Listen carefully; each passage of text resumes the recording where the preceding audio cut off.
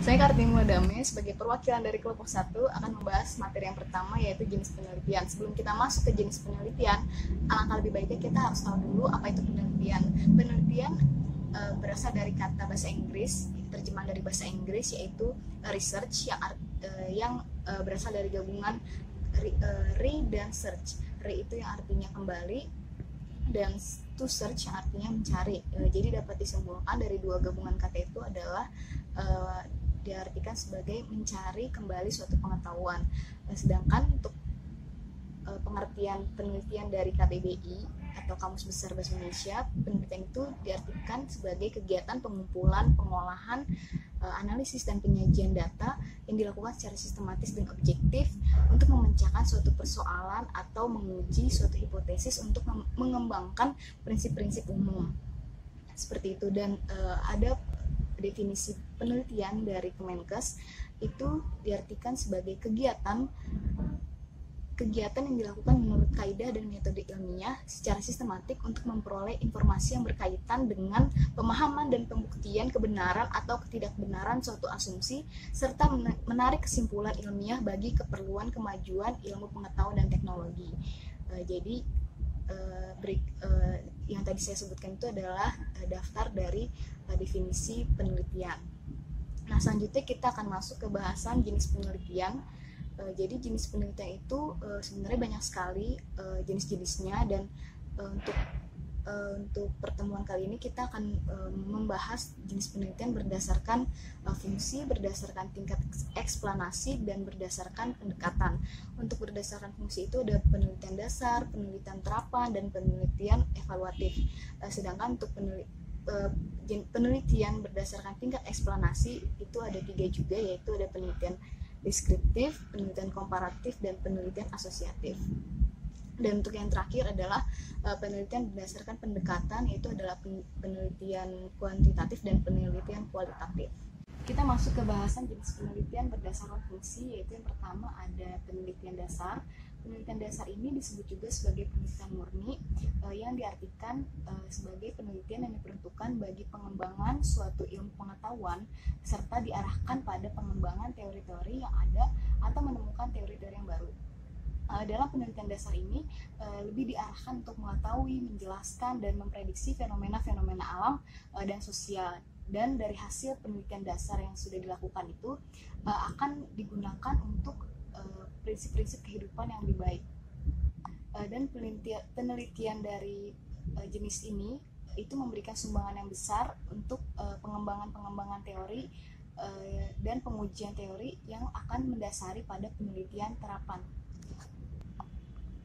Yang kedua adalah penelitian terapan. Jadi di penelitian terapan ini dilakukan penelitian yang berkaitan dengan kenyataan-kenyataan praktis berdasarkan penerapan dan pengembangan ilmu-ilmu pengetahuan yang dihasilkan dari penelitian dasar yang ada dalam kehidupan nyata. Dan di penelitian terapan ini berfungsi untuk mencari solusi tentang masalah-masalah tertentu. Jadi tujuan dari penelitian terapan ini adalah untuk memecahkan masalah sehingga hasil dari penelitian ini dapat dimanfaatkan untuk kepentingan manusia, baik secara individu maupun kelompok. Dan dalam penelitian terapan ini diuji manfaat dari teori-teori ilmiah serta mengetahui hubungan yang empiris dan analisis dalam bidang-bidang tertentu. Yang ketiga adalah penelitian evaluatif. Sebenarnya pada dasarnya itu penelitian evaluatif itu merupakan bagian dari penelitian terapan, namun memiliki tujuan yang berbeda dari penelitian terapan. Di penelitian evaluatif ini dimaksudkan untuk mengukur keberhasilan dari suatu program, kegiatan, ataupun suatu produk tertentu. Dan di penelitian evaluatif ini diarahkan untuk menilai keberhasilannya dari manfaat, kegunaan, kelayakan suatu program kegiatan dari unit tertentu. Di penelitian evaluatif ini akan dapat menambah pengetahuan tentang kegiatan yang dilaksanakan dan dapat mendorong penelitian atau pengembangan yang lebih lanjut. Dan di penelitian evaluatif ini menjelaskan adanya kegiatan penelitian yang sifatnya mengevaluasi terhadap suatu objek yang biasanya merupakan dari pelaksanaan dan rencana yang sudah dilakukan. Penelitian evaluatif memiliki 2 kegiatan utama, yaitu pengukuran atau pengambilan data dan membandingkan hasil pengukuran dan pengumpulan data dengan standar yang sudah ditetapkan.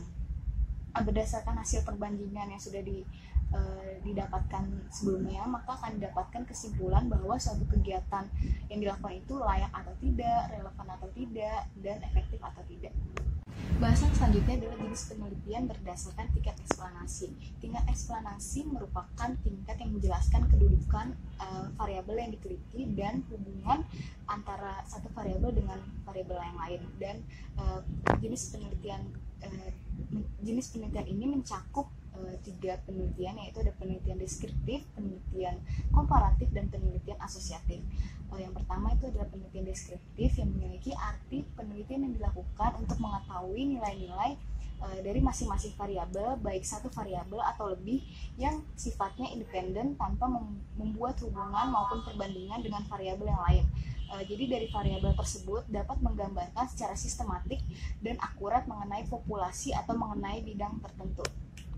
Jenis yang kedua adalah penelitian komparatif yang memiliki arti penelitian yang bersifat membandingkan variabel yang satu dengan variabel yang lain dengan suatu standar yang ditetapkan. Lalu selanjutnya adalah penelitian asosiatif atau hubungan yang memiliki arti penelitian yang bertujuan untuk mengetahui hubungan antara dua variabel atau lebih, dan penelitian asosiatif ini merupakan penelitian dengan tingkat tertinggi dibandingkan dari penelitian deskriptif dan komparatif. Selain itu juga penelitian asosiatif ini dapat membangun suatu teori yang berfungsi untuk menjelaskan, mengontrol, dan meramalkan suatu gejala atau fenomena. Selanjutnya jenis penelitian berdasarkan pendekatan yang mencakup dua penelitian, yaitu yang pertama penelitian kuantitatif dan yang kedua penelitian kualitatif. Untuk penelitian kuantitatif ini merupakan jenis penelitian yang menghasilkan penemuan-penemuan dengan yang sebelumnya diperoleh dengan menggunakan prosedur-prosedur kuantitatif atau statistik. Dan dalam pendekatan penelitian jenis ini memusatkan perhatian pada fenomena-fenomena yang mempunyai karakteristik tertentu di dalam kehidupan manusia yang disebut sebagai variabel. Dalam pendekatan kuantitatif dilakukan pencarian hubungan yang dianalisis menggunakan teori yang objektif. Yang kedua adalah penelitian kualitatif, yaitu jenis penelitian yang diperoleh dari penelitian kualitatif mencakup hasil pengamatan atau hasil dari lapangan yang akan dianalisis berupa pemaparan mengenai situasi yang diteliti dan bukan merupakan angka-angka, sehingga nanti akan disajikan dalam bentuk uraian naratif. Sekian materi yang dapat saya sampaikan. Materi selanjutnya akan disampaikan oleh Saudara Smart. Jadi kali ini saya akan menjelaskan terkait dengan subpoin, yaitu tren tema dalam penelitian kesehatan masyarakat, khususnya pada peminatan K3. Jadi kawan-kawan semua, yang kita akan bahas adalah terkait dengan tema-tema yang sering dipilih pada peminatan K3, pada pembuatan penelitiannya. Jadi sebelum kita bahas terkait dengan temanya apa aja, kita mesti membahas dulu apa sih itu tema. Mungkin teman-teman ada yang udah tahu, ya saya cuma ingin merefresh aja. Jadi tema itu diambil dari bahasa Latin yang disebut dengan titenai, yang artinya menempatkan atau meletakkan. Dan menurut KBBI, tema adalah pokok pikiran atau dasar cerita. Jadi bisa kita gabung dari kedua pengertian tersebut. Jadi tema adalah sesuatu yang sudah diuraikan atau ditempatkan. Mungkin teman-teman masih bingung maksud diuraikan atau ditempatkan ini. Kita lanjut ke slide selanjutnya. Oke. Kalau tadi tema itu disebut dengan pokok tulisan atau pokok pembicaraan, ternyata sama juga dengan topik. Topik juga merupakan pokok pembicaraan atau landasan dalam penulisan. Dan dia juga diambil dari bahasa Latin sama dengan tema, yaitu dia kalau topik itu dari bahasa Latin yang disebut dengan topoi, yang artinya tempat. Jadi apakah tema dengan topik ini sama? Jelas berbeda. Walaupun intinya mereka berdua adalah topik pembicaraan, sama-sama topik pembicaraan, tapi sebetulnya mereka itu berbeda. Tadi di awal sudah dijelaskan bahwa tema itu adalah sesuatu yang sudah diuraikan. Nah, sesuatunya itu adalah topik. Jadi kalau misalkan kita gabungkan, sebetulnya tema adalah topik yang sudah bertujuan. Maksudnya bertujuan ini adalah sudah diuraikan atau sudah diberikan makna. Mungkin teman-teman masih bingung, saya akan langsung aja memberikan sebuah contoh, beberapa contoh. Misalkan saya ambil ada 4 topik di sini. Topik yang pertama ada material mesin, yang kedua ada panci penggorengan, ketiga ada buah kuldi, keempat ada mantan. Oke, saya ngambil topik-topik ini adalah topik-topik yang yang keseharian lah, yang belum terlalu terkait dengan K3, supaya teman-teman lebih mudah mencernanya. Jadi, simpelnya gimana caranya kita mengubah dari topik itu menjadi tema? Simple, teman-teman tinggal menambahkan kata operasional saja di depan di depan topik tersebut. Seperti misalkan teman-teman tambahkan kata perawatan pada material mesin. Jadi, topiknya material mesin, tapi temanya adalah perawatan material mesin. Kalau topiknya panci penggorengan, teman-teman bisa membahas temanya itu perkembangan panci penggorengan. Kalau topiknya buah kuldi, teman-teman bisa membahas kelangkaan buah kuldi. Kalau topiknya mantan, teman-teman bisa membahas pengaruh mantan, atau mungkin ditambahin lagi pengaruh mantan pada kesehatan mental dan sebagainya. Jadi, eh, penggunaan untuk terkait dengan pembuatan tema itu disesuaikan dengan imajinasi teman-teman semua. Jadi kalau misalkan kenapa kok kita lebih butuh tema daripada topik? Karena topik itu sangat luas. Kalau misalkan kita cuma bahas material mesin, kita bisa bahas banyak, bisa bahas perawatannya, bisa bahas perkembangannya, bisa bahas pengaruhnya, bisa bahas peningkatan, inovasi, kreativitasnya dan sebagainya. Tapi kalau misalkan teman-teman tambahkan kata operasional, misalkan kata perawatan saja, maka temanya menjadi lebih fokus. Jadi sebenarnya tujuan dari pembuatan tema itu, pemilihan tema adalah supaya topik yang kita bahas itu lebih fokus pembahasannya.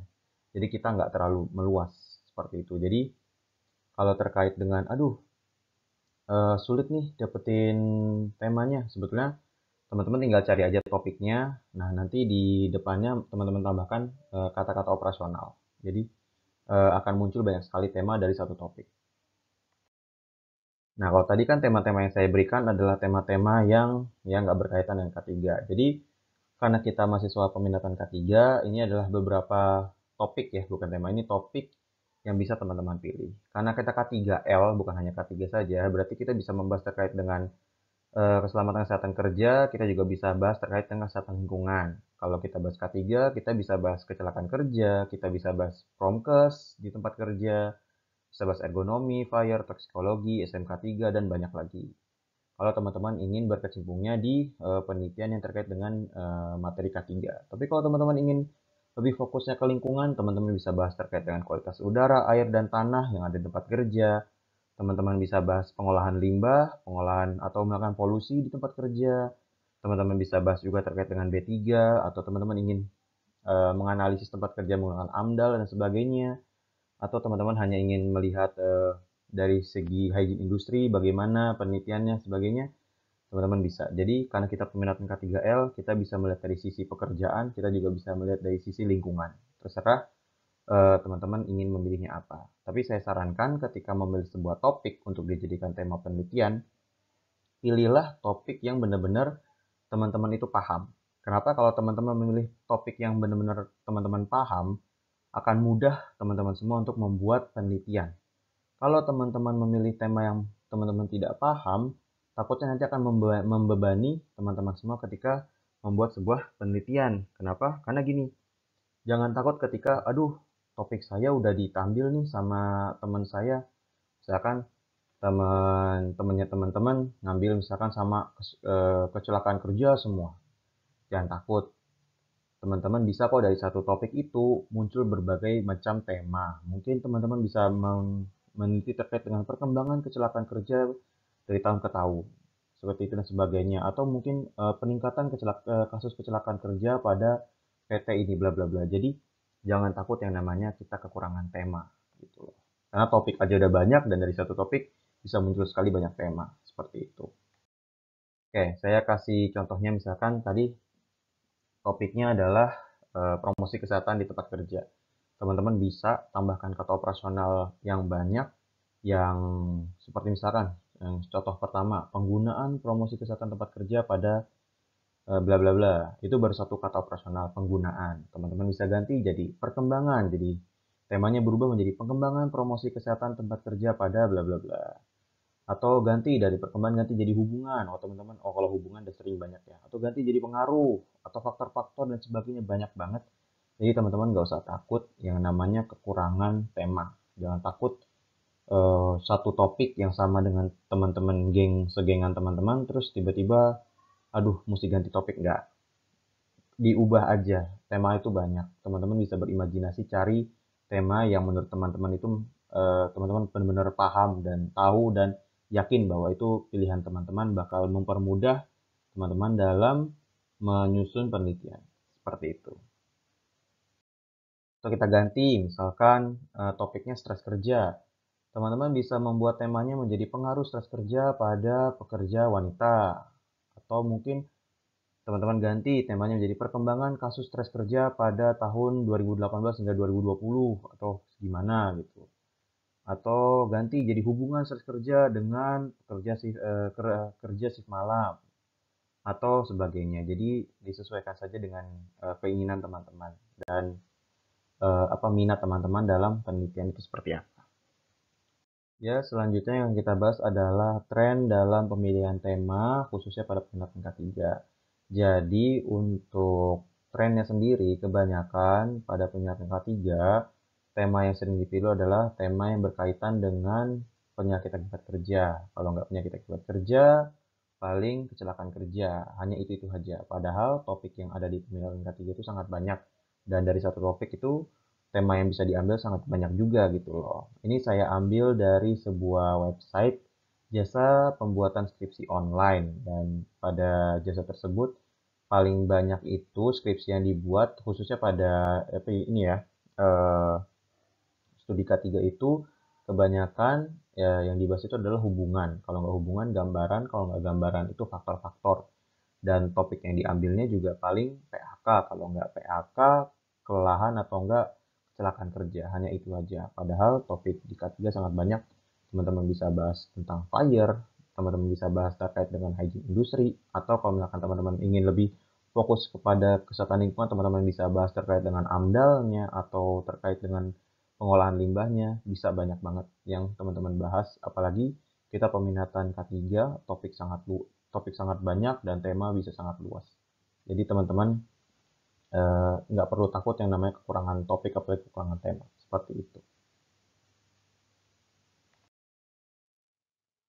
Jadi sekarang ini kan lagi marak banget yang namanya penelitian dari yang membahas terkait dengan COVID. Jelas, karena yang memang lagi viral sekarang, yang lagi booming banget, itu adalah tentang COVID. Jadi teman-teman bisa nih ngambil penelitian yang bertemakan COVID-19.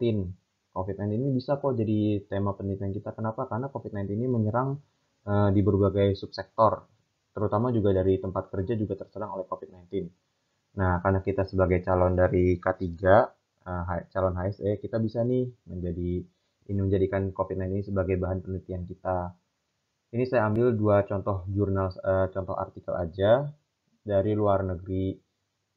Dua-duanya itu salah satu artikel occupational health yang membahas terkait dengan COVID yang berkembang di negara mereka dan khususnya pada area tempat kerja. Jadi teman-teman, kalau di Indonesia sendiri sih belum banyak ya terkait dengan penelitian COVID yang dilakukan oleh akademik yang jurusannya itu occupational health. Tapi kalau misalkan di luar negeri itu udah banyak banget, dan intinya bisa kok jadi landasan atau bisa juga jadi bahan referensi teman-teman kalau misalkan teman-teman ingin membuat penelitian yang berkaitan topiknya itu atau temanya dengan COVID-19. Seperti itu. Sekian dari saya, kurang lebihnya mohon maaf. Wassalamualaikum warahmatullahi wabarakatuh. Ya, selanjutnya kita masuk ke dalam materi cara pengumpulan data. Jadi pertama kita harus mengetahui apa itu data.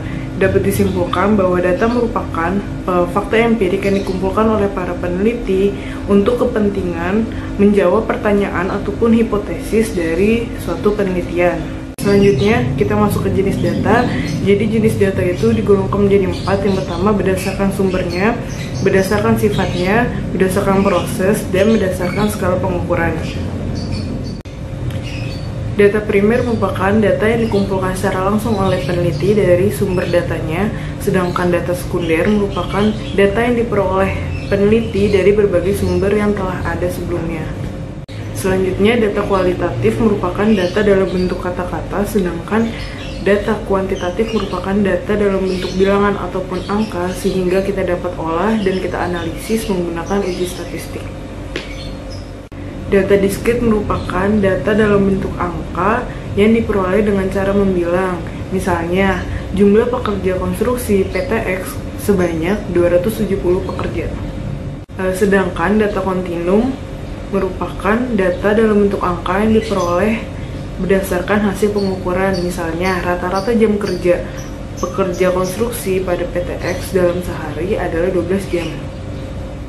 Dan yang terakhir, berdasarkan skala pengukuran itu terdapat data dalam bentuk nominal, ordinal, interval, dan rasio seperti yang pernah kita bahas saat mata kuliah biostatistik. Selanjutnya masuk ke teknik pengumpulan. Jadi untuk teknik pengumpulan ini untuk data primer di mana peneliti harus secara langsung mengambil data, dapat menggunakan kuesioner, wawancara, kemudian bisa juga observasi dan bisa melalui FGD. Kemudian untuk data sekunder, peneliti bisa mengambil dari misalnya hasil Riskesdas, kemudian data BPS, kemudian dari laporan kecelakaan di suatu perusahaan, dan lain-lain. Untuk pengumpulan data kualitatif, kita dapat melakukan dengan cara wawancara mendalam, kemudian bisa juga dengan FGD, kemudian observasi, dan dapat melakukan dengan telaah dokumen. Untuk pengumpulan data kuantitatif dapat menggunakan kuesioner, kemudian wawancara terstruktur, serta melakukan observasi. Kemudian akan kita bahas untuk yang pertama ada teknik pengumpulan data melalui wawancara, di mana harus ada interaksi antara peneliti dengan informan dengan melakukan tanya jawab. Nah, di sini untuk wawancara itu ada dua, ada wawancara yang terstruktur dan wawancara yang tidak terstruktur. Pada wawancara yang terstruktur, maka peneliti harus membuat instrumen penelitian yang berisi daftar pertanyaan-pertanyaan secara tertulis. Sedangkan untuk wawancara yang tidak terstruktur, maka peneliti akan lebih banyak mendengarkan cerita dari responden.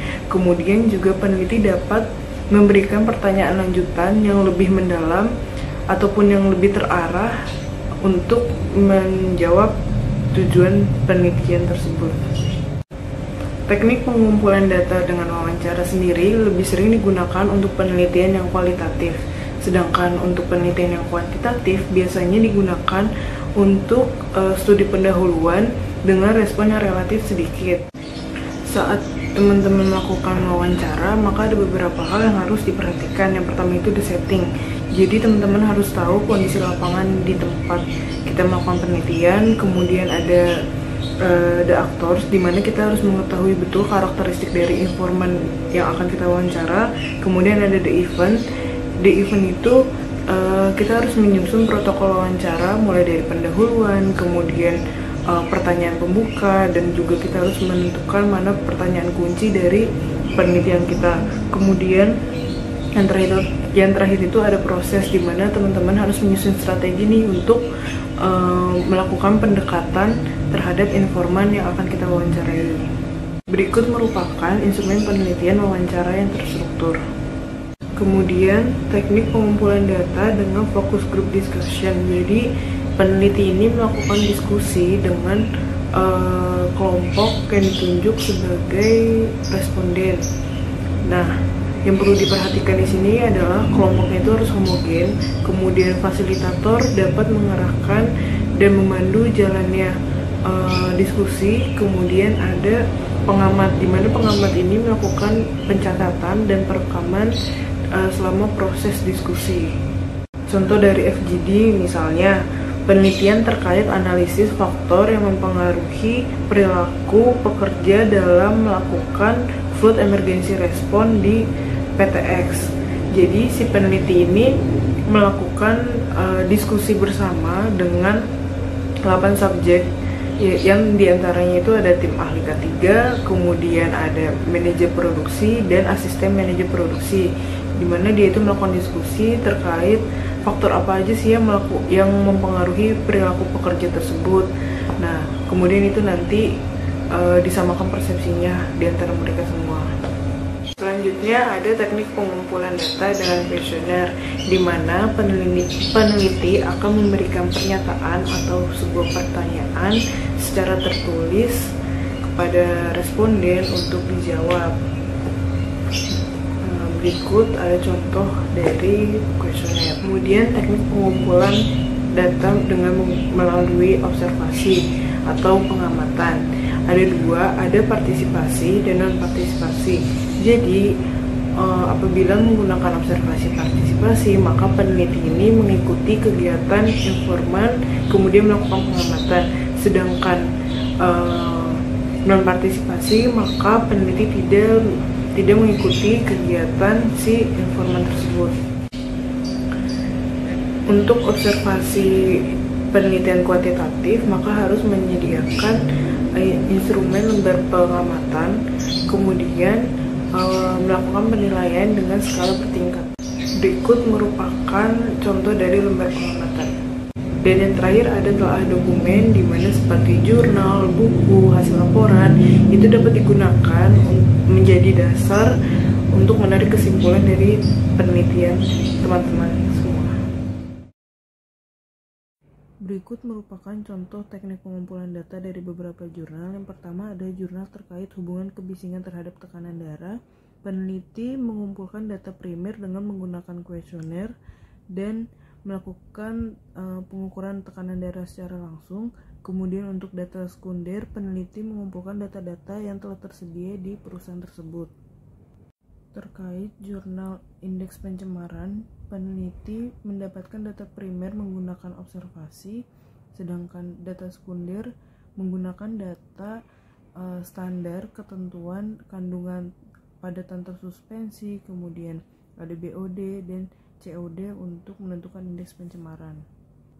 Selanjutnya terdapat teknik pengumpulan data yang dilakukan selama masa pandemi. Yang pertama ada jurnal terkait pelaksanaan disinfeksi, di mana peneliti melakukan pengumpulan data dengan penelusuran website dari berbagai kementerian selama 3 bulan. Selanjutnya penelitian terkait analisis risiko produk APD, di mana peneliti itu mendapatkan data melalui observasi, kemudian studi literatur, dan tim peneliti melakukan diskusi untuk menentukan nilai tingkat keparahan risiko dari APD pada pekerja informal di Indonesia. Dan yang terakhir terdapat 2 contoh penelitian yang mengumpulkan data melalui penyebaran kuesioner secara online ataupun survei online. Dengan demikian, teman-teman tetap bisa melakukan sebuah penelitian walaupun di masa pandemi seperti ini. Selanjutnya akan disampaikan oleh rekan saya, Anissa. Baik, terima kasih kepada teman-teman yang telah membahas materi-materi sebelumnya. Saya Anissa Triawidiati akan melanjutkan pembahasan materi mengenai perbedaan hasil penelitian. Seperti yang telah disebutkan dan dijelaskan oleh Saudari Kartini mengenai jenis-jenis penelitian, di sini saya akan mencoba membahas perbedaan dari tiap-tiap hasil jenis penelitian tersebut. Yang pertama yaitu ada penelitian berdasarkan fungsi, yaitu ada penelitian dasar, terapan, dan penelitian evaluatif. Pada penelitian dasar, hasilnya itu ditujukan untuk mengembangkan ilmu pengetahuan tanpa memikirkan pemanfaatan secara langsung dari hasil penelitian tersebut. Dan penelitian dasar ini dapat dimanfaatkan untuk memberikan sumbangan terhadap pengembangan serta pengujian teori-teori yang akan mendasari penelitian terapan. Hasil dari penelitian dasar ini mungkin belum dapat dimanfaatkan secara langsung, akan tetapi akan sangat berguna untuk kehidupan yang lebih baik. Lalu penelitian terapan. Pada penelitian terapan ini hasilnya dapat berfungsi untuk mencari sebuah solusi atau dapat juga ditujukan untuk memecahkan masalah, sehingga hasil dari penelitian tersebut dapat dimanfaatkan untuk kepentingan manusia, baik kepentingan individu maupun kepentingan kelompok. Dan penelitian terapan ini dapat juga diartikan sebagai studi sistematik dengan tujuan menghasilkan tindakan aplikatif. Jadi hasilnya itu dapat juga digunakan untuk menghasilkan tindakan aplikatif yang dapat dipraktekkan untuk memecahkan masalah tertentu. Dan hasil penelitian terapan ini tidak melulu sebagai suatu penemuan yang baru, akan tetapi juga dapat merupakan aplikasi baru dari penelitian yang telah ada. Dan penelitian evaluatif Di sini penelitian evaluatif itu mempunyai dua kegiatan, yaitu pengukuran atau pengambilan data dan membandingkan hasil pengukuran dan pengumpulan data tersebut dengan standar yang telah digunakan. Nah, hasil dari penelitian evaluatif ini akan didapatkan kesimpulan nantinya bahwa apakah kegiatan yang telah dilakukan itu layak atau tidak, lalu relevan atau tidak, efisien atau tidak. Dan hasil dari penelitian evaluatif tersebut dimaksudkan untuk membantu perencana dalam pelaksanaan program, penyempurnaan dan perubahan program, penentuan keputusan atas keberlanjutan atau penghentian program, menemukan fakta-fakta dukungan dan penolakan terhadap suatu program, memberikan sumbangan dalam pemahaman suatu program, serta faktor-faktor yang mempengaruhinya. Selanjutnya, yaitu penelitian berdasarkan tingkat eksplanasi. Jadi di penelitian berdasarkan tingkat eksplanasi ini ada 3, yaitu penelitian deskriptif, komparatif, dan asosiatif. Di penelitian deskriptif ini, hasilnya itu ditujukan untuk mengetahui nilai dari masing-masing variabel, baik suatu variabel atau lebih yang sifatnya independen, tanpa membuat suatu hubungan maupun perbandingan dengan variabel yang lain. Nah, variabel tersebut ini dapat menggambarkan secara sistematik dan akurat mengenai populasi atau mengenai bidang tertentu. Jadi penelitian deskriptif ini ditujukan untuk mencari dan mengembangkan ilmu pengetahuan. Lalu penelitian komparatif atau perbandingan. Dari yang sudah kita lihat, komparatif atau perbandingan berarti penelitiannya itu hasilnya itu digunakan untuk membandingkan variabel yang satu dengan variabel yang lain atau variabel yang satu dengan standar. Nah, selanjutnya penelitian asosiatif atau hubungan. Di penelitian asosiatif ini hasilnya itu untuk mengetahui adanya atau tidak adanya hubungan antara dua variabel atau lebih, yang dimana hasilnya tersebut dapat membangun suatu teori yang dapat berfungsi untuk menjelaskan, meramalkan, dan mengontrol suatu fenomena yang terjadi. Lalu yang terakhir, ada penelitian berdasarkan pendekatan. Jadi di penelitian berdasarkan pendekatan ini terdapat 2 jenis penelitian, yaitu penelitian kuantitatif dan penelitian kualitatif. Pada penelitian kuantitatif ini, analisa datanya bersifat deduktif. Apa itu deduktif? Jadi deduktif merupakan penggambaran atau penjabaran dari hal-hal yang bersifat umum menjurus ke hal yang bersifat khusus. Nah, hasil dari penelitian kuantitatif ini digunakan untuk menguji sebuah teori, mengungkapkan sebuah fakta, menunjukkan hubungan antara sebuah variabel, memberikan deskripsi statistik, serta meramalkan hasilnya.